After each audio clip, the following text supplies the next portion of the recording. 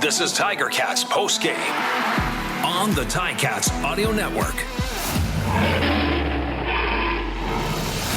Make it back-to-back victories for your Hamilton Tiger Cats. They are all of a sudden a factor in the East Division in the Canadian Football League as they defeat the Edmonton Elks at Commonwealth Stadium 37-29 on the strength of just a wild third quarter for your Hamilton Tiger Cats. Bubba O'Neill along with Andy Fantuz and the boys will join us from the stadium and put in their pieces of what they thought of this contest. But Andy, like I said, the 24-point third quarter, but I think, and I'm going to ask the coach this is one of those examples of you got to play four quarters, especially after the way this one started. Football's a four-quarter football game. It certainly is. And you talk about complementary football. In the first half, the offense was really struggling to find their rhythm, and the defense was, bending but not breaking. And they only gave up those 2 field goals, and were able to come up with that late interception in the first half, and then it just totally changed the momentum of the game. And the offense took life. The defense got a score. There was an explosion of all types of different kind of plays, different personnel working in there. It was really fun to watch, and I can't wait to hear what the coach thinks about that as well. This is one of those games where you talk about a team victory, and there are so many names that had a piece of this contest that contributed to positive things happening, positive gains, different touchdowns, defensive plays. But I think there's one that stands among them all, and let's name him our performer of the game, presented by Hercules Tire, right on our strength, and that is the running back, James Butler. Yeah, we certainly discussed him a lot pre-game about how he's leading the league in missed tackles and how it seems to have an impact when he gets a chance, and especially after last week. But this was really his breakout game with the Ticats. It just seemed like every time he must have had 10 missed tackles tonight, if not more. And he caught the ball well. You got to give credit to the offensive line, but he was able to be patient, find some seams, always break a tackle and get extra yards. And he just had an outstanding game. You got the stats there. Yeah, unofficial, I have him at 127 yards rushing on 12 carries and 40 yards receiving. And that is something, and we saw this from Tyreek McAllister, who had a big gain. Anytime you can line up your receivers or your running backs in a sort of inside slot position or just coming out of the backfield, and they can get those big chunk yardage plays, that's a big plus for your offense. It is, and you could see the will, the determination, and his attitude. It just elevates the entire team around him as well. And when you can count on those guys, whether it's handing the ball off to them or in the slot and catching those passes, it just adds a whole nother element and dynamic to your offense that can take this team where they want to go. So it was great to see that when James Butler needed a rest, Tyreek came in, and they weren't really losing anything or had to change any of their play calling. Tyreek caught a couple nice passes down the seam as well. Very excited for what's to come with this duo, and just James Butler. What an amazing, determined performance. And that's certain, and I'm sure he'll say that when we get to, if we get that opportunity to talk to him when we go down to the locker room, that those horses up in front, they really provided the room for him. I thought Beard had an outstanding game. Some of those cross-body blocks right up the middle were just opening up some big holes. But we talked about this in the beginning. This is the unit that they wanted to go with at the beginning of the season. I see why. Yeah, it's nice to get your big boys healthy, and if they can keep that consistency and get them gelling together and playing more games together, I think they can only improve as the season goes on, and that bodes very well coming off back-to-back running performances like they have in these 2 victories. Folks, it's time for our Catch of the Game presented by Fisherman's Friend. Fisherman's Friend, it works. That's the honest truth. Well, set up the play this way, and it might not be what you think, folks. 10:20 left in the third quarter, 17-10 Ticats. 1st and 10 for the Edmonton Elks from their own 38. Cornelius, another good play action, but he is way behind the line of scrimmage. Jagarrett Davis brings him down. He throws it, though, and it goes right to Stavros Katsantonis. It's a pick six. Touchdown for Katsantonis, and the Tiger Cats increase their lead. Oh, man. Opportunistic again. Capitalizing on a really, really bad decision by Taylor Cornelius, who had the chance to throw that ball away. He was outside the pocket and had time and space, decided to keep it to try to battle for a little longer, but Jagarrett Davis not allowing any of it, and with a little, an attempt to get rid of the ball by Cornelius, Katsantonis right in position to pick this up and run it into the end zone. One of those situations where the Tiger Cats score a touchdown offensively, the defense pitch in, and it's a complete swing of the ball game. Yeah, right after the Elks came out in the third quarter and took the lead on the opening drive, just everything seemed to go wrong. And it started off with that very poor decision. I don't know what he was thinking there, Taylor Cornelius. He was getting brought down. Sometimes you just gotta eat it and move on and reserve the right to punt. But he gave it. Did he try to throw it with his left hand? He did. He switched hands. He threw it up in the air. Stavros Katsantonis picked it off, and then Dylan Mitchell had a chance to tackle him, and I think he tried to make him fumble, and he couldn't tackle him. It was very strange. A lot of self-inflicted wounds for the Elks tonight. You look at their penalties. I mean, just 14 penalties, 179 yards. That is outrageous. And the Cats, not good themselves. 9 penalties for 85 yards unofficially, but they're gonna want to see that number improve. But you could see it was getting really chippy out there, and it's tough to not stand your ground sometimes when things are getting that chippy in a kind of game like this. RJ and Luke have joined us from the booth, and let's review, Andy, your CarStar keys to the victory, because they were impressive tonight. Yeah, we number one was red zone touchdown percentage, and that was a big improvement. The Ticats made it to the red zone 4 times. They scored all 4 times. 3 of them were touchdowns and 1 field goal. So very impressive. We wanted to see, we talked about seeing Schultz on the move, QB draw. What did we see the QB draw for the touchdown? Set up the big opening by David Beard, and then a finishing block by Revenberg there right on the goal line. Just a beautiful play call, and sort of crazy how we were talking about that exact call beforehand. So that was a big check mark for me.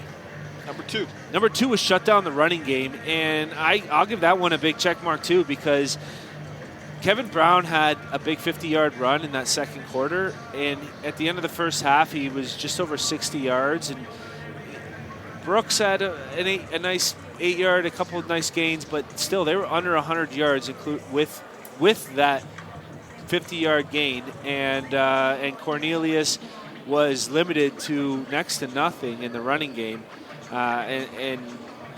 so it was a very impressive showing by the Ticats run defense, both against running backs and the quarterback. So that was a big plus. We could be 3 for 3 here. And we certainly are. Turnovers.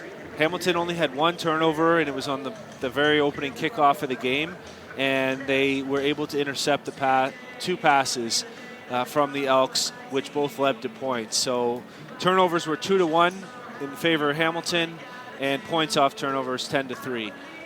So 3 for 3 is going to win you a lot of ball games. I think we've been sitting up, you and I have been sitting up here a couple of years, and I think it's the first time we've gone 3 for 3. So it's time to celebrate. Bring in RJ and Luke from the broadcast booth. Yes, celebrate. And it is a time to celebrate, RJ, back-to-back victories. And like I said, coming right out of you throwing to us guys here, is that all of a sudden you're in the conversation in the East Division again now at 2 and 3. Absolutely, and keep in mind, Montreal and Toronto play tomorrow. Right. So one of them's, I don't know what the better scenario for the Tiger Cats chance on who go wins. Alouettes.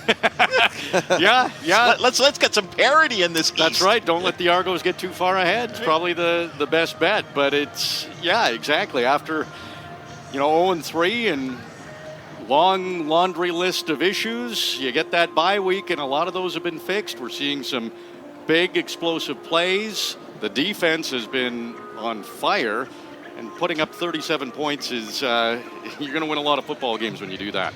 Folks, we have exclusive access to the coaching room. Let's check in with Coach O, presented by Access Storage. Score a touchdown with affordable storage. Access Storage has flexible storage solutions at a store near you. Try 4 weeks free. How do you like that, folks? Details at accessstorage.ca.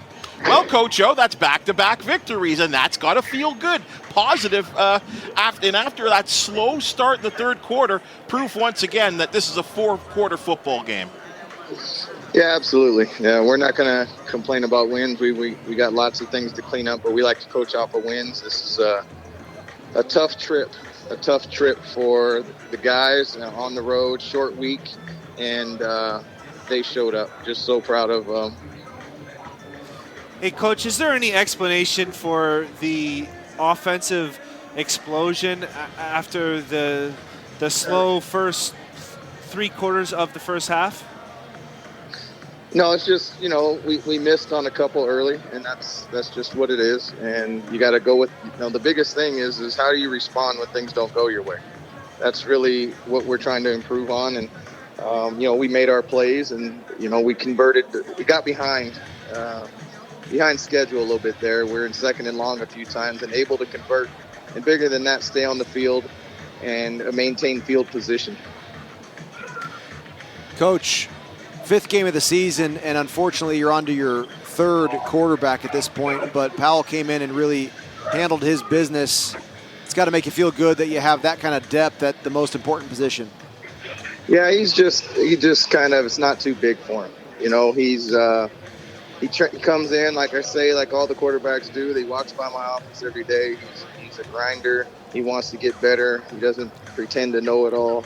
He's a sponge, and then when the lights are on, he's not wide-eyed. So you really can't say enough great things about him, and just credit everybody. I'm proud of the coaches, on the short week on prep, and then obviously the players. Their legs were tired, but our hearts weren't fatigued. Hey, Coach, it's RJ. James Butler was a major factor in this game, and the run game has really picked up since the bye week. Just talk about James's performance and what a factor he was in the victory. Yeah, I mean, it was paramount, and you saw that, and whether it was cover zero, the O-line was leaning on him a little bit. Then he gets in the open field, and he's hard to bring down. He caught a couple swings out of the backfield.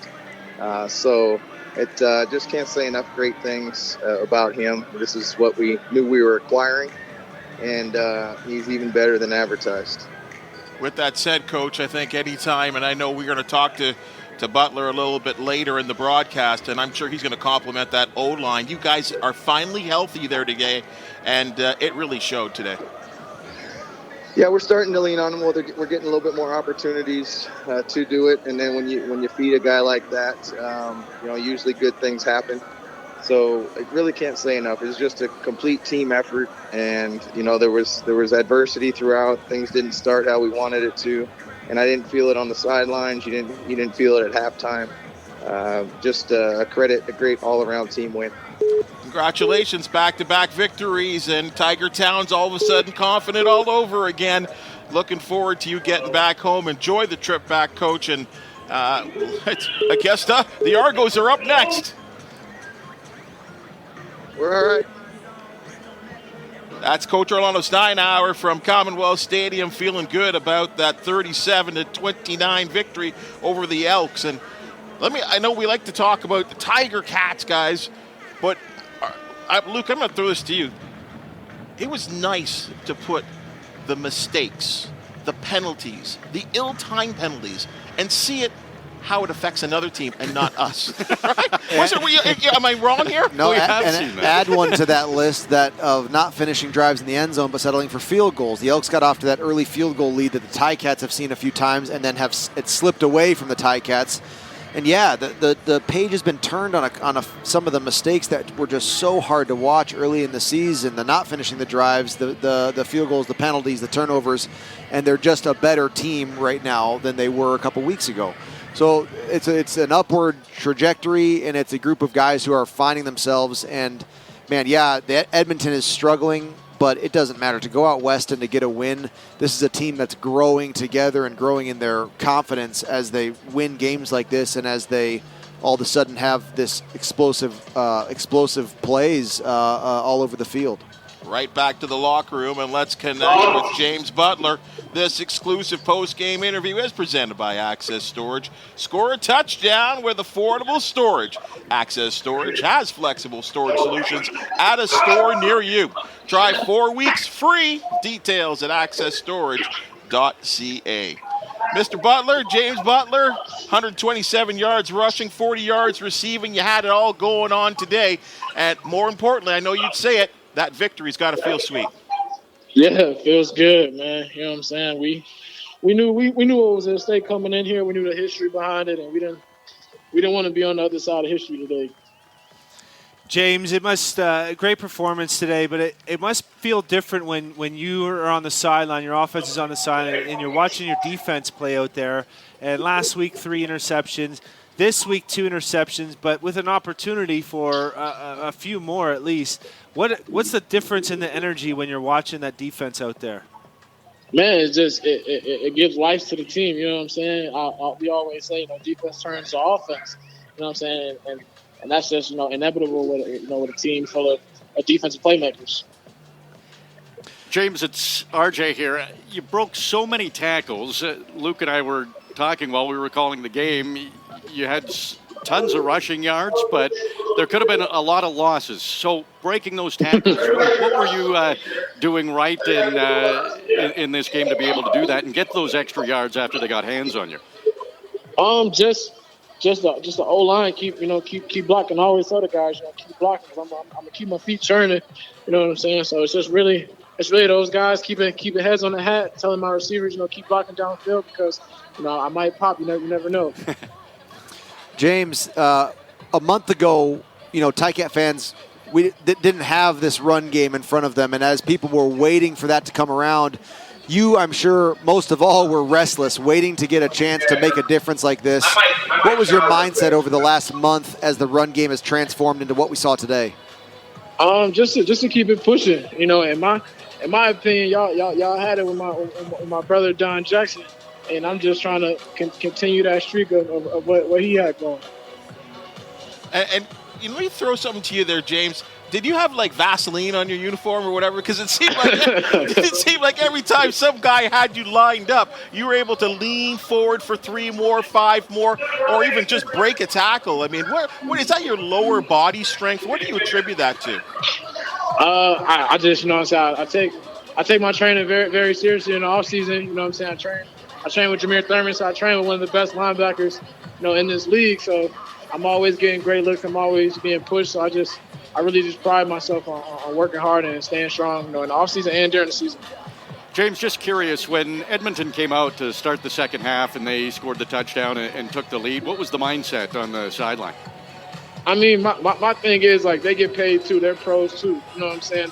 Everybody, in this game is under contract. Everyone in this game is in the top 1%. You know what I'm saying? So they're gonna make plays. They got great players on this team. As you can see, they played a lot of games, super close. You know what I'm saying? And they didn't roll over. They didn't quit. So it's a great football team trying to turn it around. But we just gotta continue to execute, play our game. You know what I'm saying? And never play down. James Butler, our player of the game, thank you so much for checking in with us. And go back with the boys and enjoy this one. I know back-to-back has got to feel real good coming back home. Yes, sir. Thank you. I appreciate it.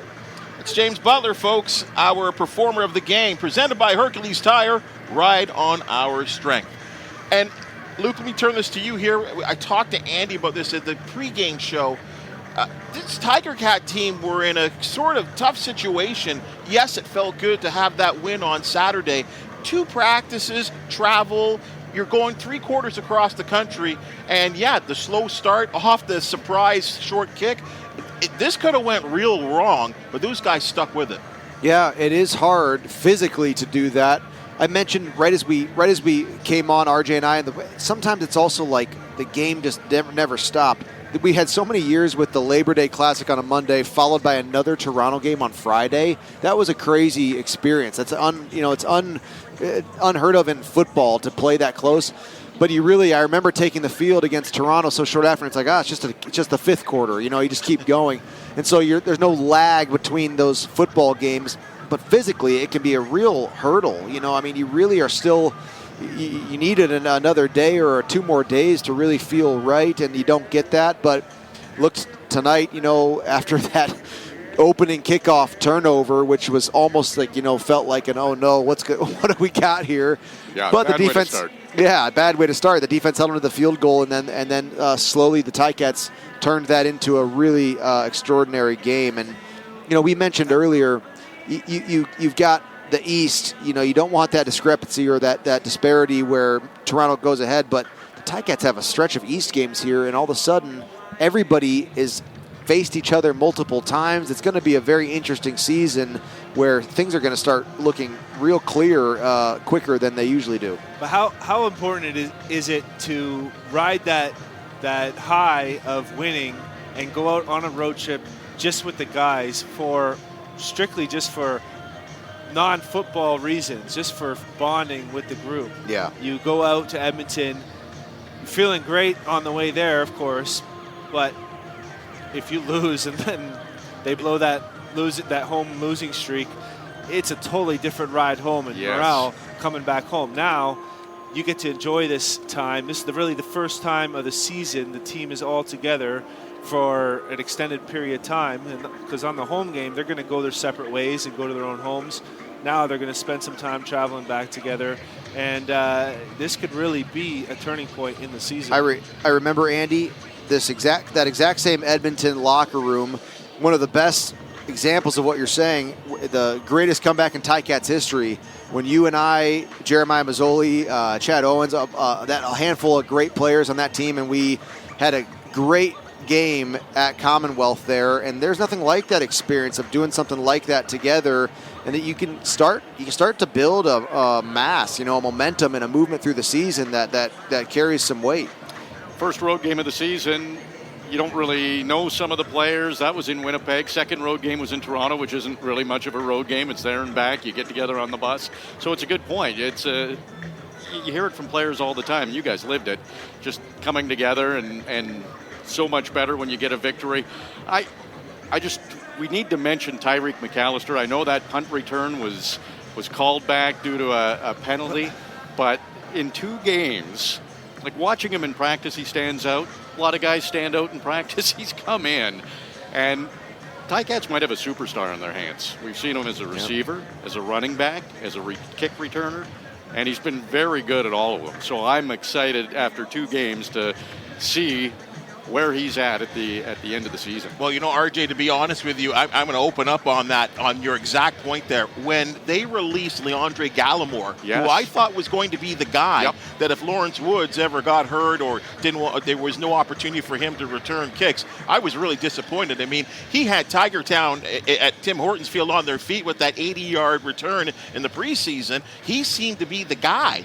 And McAllister comes in there. So this is where you got to credit your general manager and your staff, where they go out and get a guy like this and say, this guy can help us out. Because I'll just throw this out, and I know he wasn't all of this.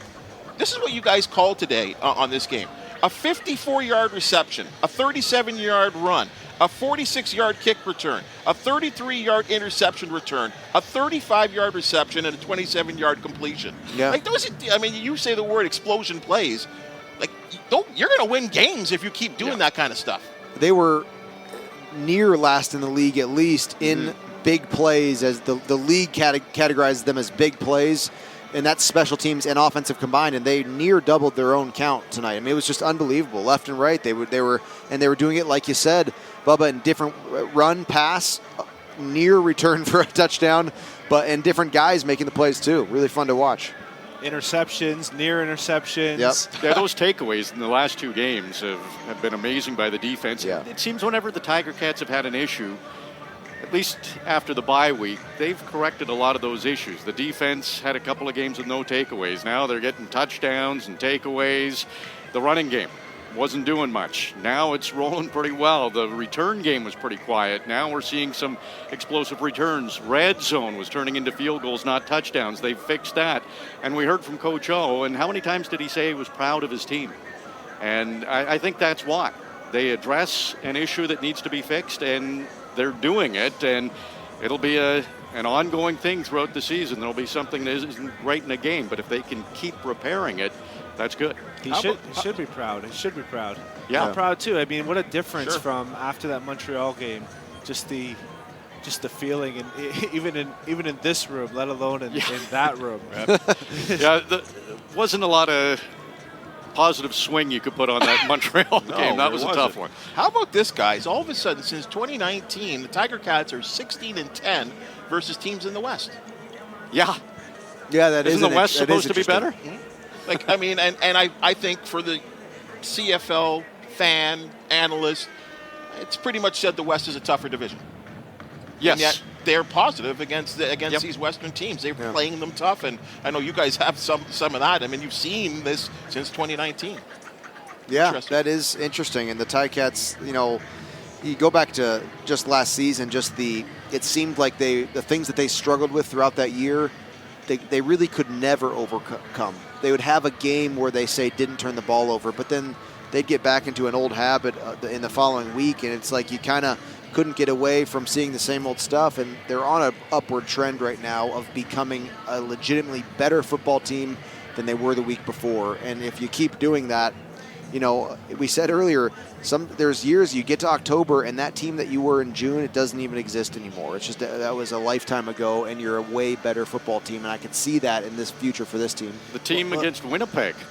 Yeah. That seems like it was forever ago, that first game. Well, it's going to be telling next week when they go against the undefeated Argos, because they have 2 wins against teams that combined for 1 win so far this season. You're right. So you don't want to get, you don't want to get too high on your horse here about what's going on, but at the same time, enjoy it, right? Yeah. You gotta celebrate your victories and learn and improve as a team, and you got a big challenge coming up against a team like Toronto that's feeling loose and free and feeling like they own the Cats right now. Yeah, and that'll take us to the first third of the season. And after an 0-3 start, if the Tiger Cats can beat the Argos and get to the first third at 3-3, that's a huge game. You're right, Andy. That will tell us where the Tiger Cats are. A win against Ottawa, a win against Edmonton, but a win against Toronto at home at Tim Hortons Field on Friday, July 21st. Yeah, it's going to be a great game. Sell it, RJ. Yeah, we need the 13th man. Like this is going to be a great Friday night football game. On the negative, though, and I know they're probably talking about this on the Elks Radio Network, guys. Just quickly here, maybe one of you, 20 straight game losses at home. 0-6, and up next on the Elks roster, Winnipeg, BC, and Winnipeg. Ouch. Yeah, it is hard, man, and you can see the start of this post game. Andy, you were saying there's just some really ugly self-inflicted stuff. They took penalties at very, very bad times. The turnover, the decision, on the turnover on that interception to release the ball. There's just some things that they're doing that only losing teams do. And at the same time, I remember having this same sentiment after the Toronto game earlier this season for the Ticats. It's a tough schedule. You're a long ways out of a playoff spot as it stands right now. But it's also just like a few things change. If you just make a few better decisions, it looks a lot different. It really does, because they moved the ball down the field in big chunks at times today as well. It's not like there was nothing good that came of the Edmonton performance today, but not enough to overcome 176 yards of penalty yards, for instance. About 30 seconds left there, RJ. Looking forward to the Argonauts. And again, as you just talked about, this can't be you can't think of a better scenario now that you're rolling. Yeah, absolutely. This is the time. Play at the next 3 games. So at home against Toronto, then in Ottawa, and then at home against Montreal. That will take the Tiger Cats to their next bye week. So that's 3 games against division opponents. After an 0-3 start, the Tiger Cats could really turn it around. But we've got to find out some things. Who's their quarterback going to be? Oh, boy. Like top 2 guys injured again, maybe. Big question mark, but big opportunity ahead for sure. Yes. Yep. Hamilton Tiger Cats 37, Edmonton Elks 29. 2-3 now. Argos coming to the donut box. This has been a good one. Thank you so much for staying up late with us. For Andy Fantuz, Luke Tasker, RJ Broadhead, the fine hands and minds that put this broadcast together, we appreciate you, folks. I'm Bubba O'Neill. We'll be back next Friday night for the Tiger Cats pregame presented by Greenworks as these Ticats return to Tim Hortons Field where they will host the Toronto Argonauts. Our broadcast starts at 6:30 right here on the Ticats Audio Network. Good night.